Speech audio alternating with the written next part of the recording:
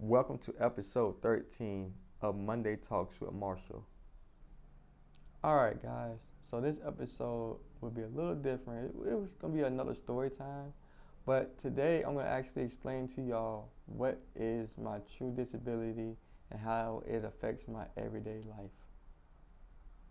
So, the actual medical term for my disability is a TBI, or also known as traumatic brain injury, which resulted in a vision loss and mild cerebral palsy. So guys, I'm going to tell you all about my vision first. So my vision acuity is 2100 compared to you alls who have 2020. So in short terms, that means the things that you all see from 200 yards away having 2020, I have to be 20 yards away to see it with 2100 vision. It's not that it's blurry, but it's just the fact that I just can't see it. I can see that it's there, but I couldn't tell you nothing in full details about it. I can say, like if it's a house, just to say, for instance, I can tell you that it's a house, what color the house is, but I couldn't tell you the small minor details of the numbers on the house or how many windows it has, but I can make out the figure there. So that's another thing that a lot of people misconstrue and think I have blurry vision. My vision is not blurry, it's just I can't see far away. And that's another reason why I can't drive. A lot of people ask, well, can you get glasses to correct your vision? And the short answer is no. The reason why is because my eyes actually overlook the glasses because I never really wore glasses as a kid or anything like that. And because I had a TBI and my octave nerve, so another reason why my vision is the way it is because when I had the TBI, my octave nerve is the same size as a premature baby. It never had a chance to fully grow in due to the traumatic brain injury. So that's another reason why I cannot drive. But other than that, I have everyday life that is normal in my world. The only thing I really can't do is drive. The way it affected me growing up as a kid, maybe in school, was how you all would read was size 12 font. I would need a size 16 to 20 font to read it because when I read 12 font, it gave me a headache from straining. So that was how it really affected me academically. I would have to wait so long to get my books put in large print, or I had to wait to someone could come and actually read something to me so I actually could do my actual schoolwork. Other than that, it wasn't until I went to the Florida School for the Deaf and the Blind in ninth grade, which was probably the best decision that my parents made for me to go to, because at that school, it already had the large print books. It had everything that I would need to succeed educationally wise. So I wouldn't be waiting half of the school year for a large print book because it's just a long process to get all those books put in large print. So actually going to the Florida School for the Deaf and the Blind actually gave me an advantage. And I went to school there from 9th to 12th grade, graduated. And then I came back home and earned my college degree at the local College of Central Florida, in Ocala, Florida.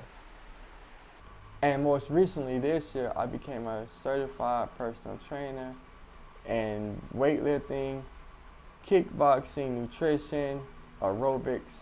So if you need a personal trainer, or if you know anyone who needs a personal trainer, feel free to DM me. Now I'm going to tell you all how my mild cerebral palsy affects my everyday life.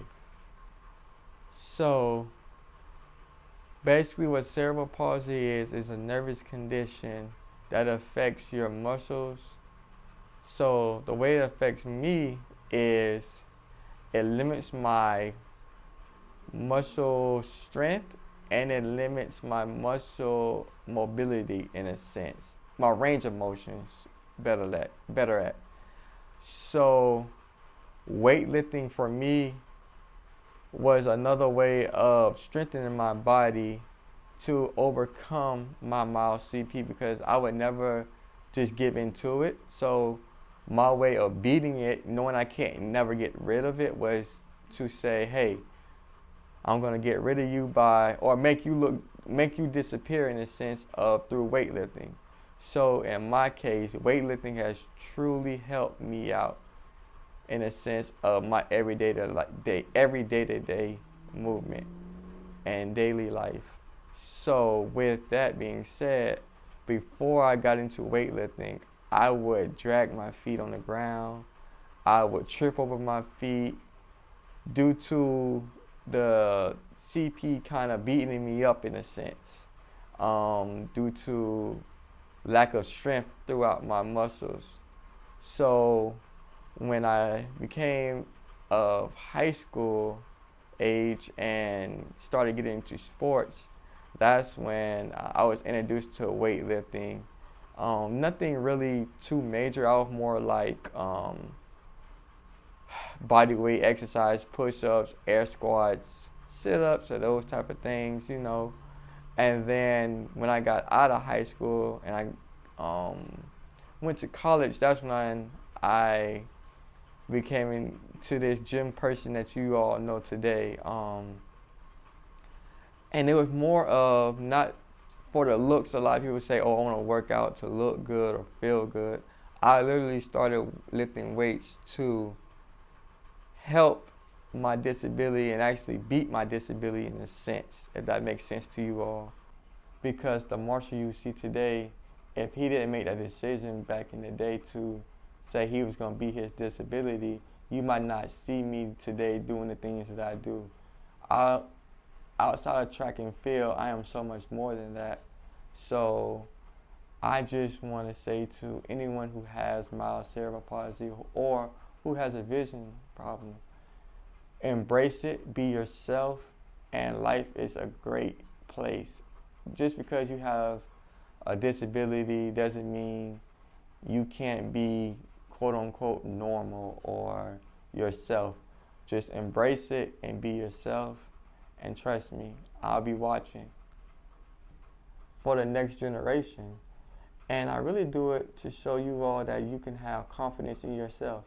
Not cockiness, but really just have some real confidence and put your best foot forward and say, I can do whatever you decide to do.